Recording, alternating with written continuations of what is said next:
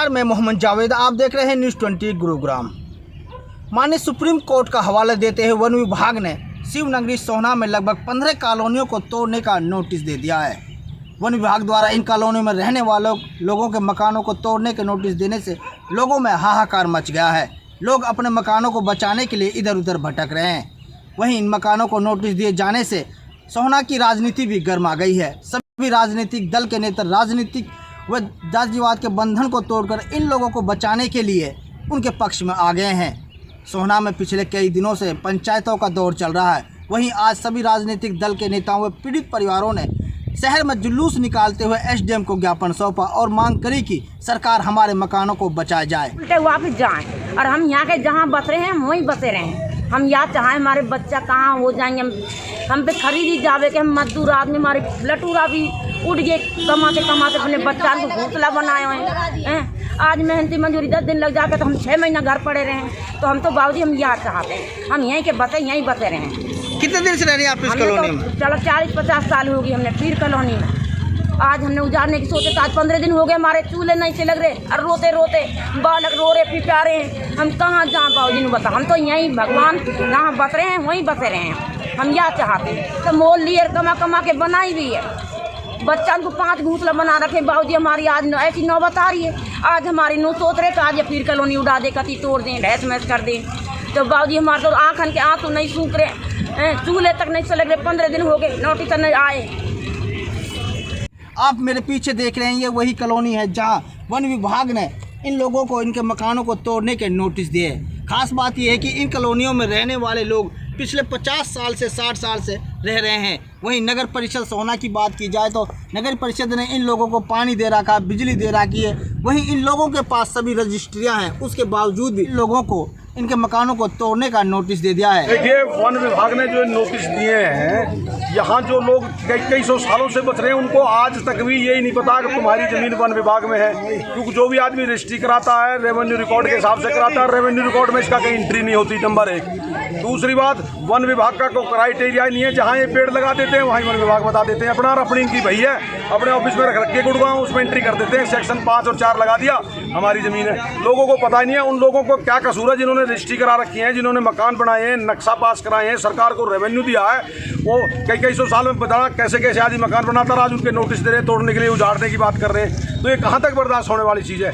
मैं तो अनुरोध करूँगा अधिकारियों से, सरकार से, गरीब आदमी को बसाने का काम करें, ना कि उजाड़ने का।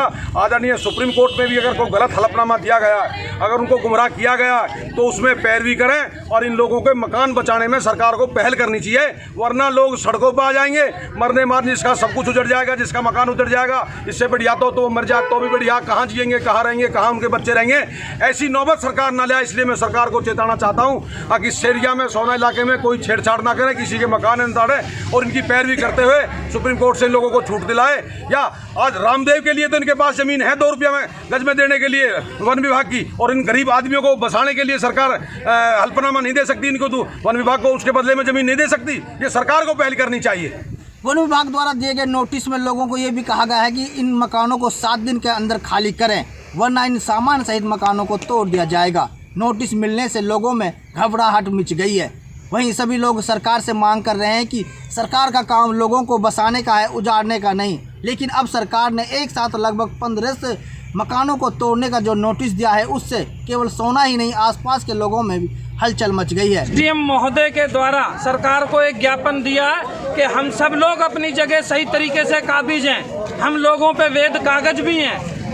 वन विभाग द्वारा तानाशाही तरीके से दूसरों की भूमि को अपनी भूमि बताकर इन मकानों को उजाड़ने की जो कोशिश की जा रही है, ऐसी कोई भी कोशिश कामयाब नहीं होने दी जाएगी। किसी मकान की तो बहुत बड़ी बात है, किसी मकान की एक ईंट भी नहीं हिलाने दी जाएगी। हजारों की तादाद में जो जनता आई है अपने मकानों को बचाने के लिए, हमारी पहल, हम हाथ जोड़ के ये चाहते हैं कि शांतिपूर्ण समाधान सरकार निकाले। लेकिन एक बात हम और भी क्लियर कर देना चाहते हैं, हम शांति के ही पुजारी हैं, लेकिन मकान किसी कीमत पे नहीं टूटने देंगे। उसके लिए चाहे हमें किसी हद तक जाना पड़े, चाहे सड़कों पे बैठना पड़े, रास्ता जाम करना पड़े, थाने, जेल, चौकी, इन चीज़ों से हमें डर नहीं लगता। हम अपने हक की लड़ाई लड़ने के लिए किसी भी हद तक जाएंगे। वन विभाग द्वारा दिए गए नोटिस में पहाड़ कॉलोनी, ठाकुरवाड़ा, मोहम्मदपुर आदि कॉलोनी है। खास बात यह कि जो ठाकुरवाड़ा कॉलोनी कॉलोनी है, ये पिछले 100 सालों से यहाँ बसी हुई है और लोग यहाँ पे अपनी मलकियत में लोग रह रहे हैं। इसमें एक शिव कुंड भी है जो काफ़ी प्राचीन है। हमने पूरे व्यापारियों की तरफ से आश्वासन है कि पूरा व्यापार मंडल, पूरा व्यापारी और पूरा सोना इन पीड़ितों के बिल्कुल साथ खड़ा, कंधे से कंधा मिलाकर। अगर विभाग कोई कार्रवाई करने आता है तो पूरा बाजार बंद होके सब इनके साथ खड़े होंगे। तो क्या मानते हैं आप, जो कार्रवाई है क्या ठीक है या गलत है? नहीं, वन विभाग द्वारा जो ये पैमाइश है, जो इन्होंने कहाँ से इन्होंने अपना वो बनाया, कोई पत्थर बनाया, क्या बनाया, ये बिल्कुल गलत है। जब शिवकुंड को ये ले सकते हैं तो इनकी पैमाइश तो अपना आप ही गलत हो जाती है। तो गलत पैमाइश पर नोटिस है। हमें सरकार से यही प्रार्थना है कि नोटिसों को बिल्कुल रद्द किया जाए। हुआ है, ऐसे में लोग अपने मकानों के साथ साथ अपनी प्राचीन परंपरा जो शिवकुंड है उसको भी बचाने के लिए संघर्ष कर रहे हैं। विभाग का तो उसमें एरिया ही नहीं है। वन विभाग ने जो नोटिस दिए हैं वो निर्धारित गलत दिए हैं। प्रॉपर्टी जो जिनकी है, जिनके पास 100 साल 50 साल पुरानी रजिस्ट्रियाँ हैं, म्यूटेशन है और सारा कुछ है। अब ये तो उसमें अलवर रोड को भी ये बताते हैं जी 150 फुट अलवर रोड ही गलत है। जब इनके पास कोई नक्शा ही सही तरीके से नहीं है तो इन्होंने नोटिस मेरे हिसाब से, क्या शहर के हिसाब से, रेवेन्यू रिकॉर्ड के हिसाब से भी गलत दिए हैं। और जो आदमी मान ले कि हमारे यहाँ पहले बुजुर्ग रहते थे, उससे पीढ़ी टू पीढ़ी रहता है, ये उसको कहते हैं कि ज़मीन हमारी है।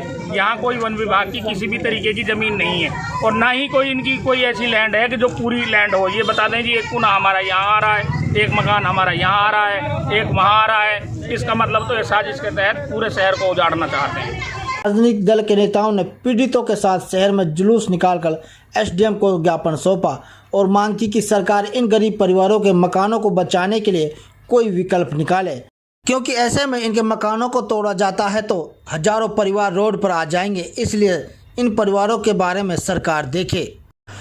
आप तस्वीरों में देख रहे हैं कि सुप्रीम कोर्ट के आदेश अनुसार वन विभाग द्वारा अरावली की तलहटी में बसे हुए मकानों को तोड़ने को लेकर लगभग 500 परिवारों को नोटिस वन विभाग द्वारा जारी किए गए हैं, जिसको लेकर शहर में हड़कंप मचा हुआ है।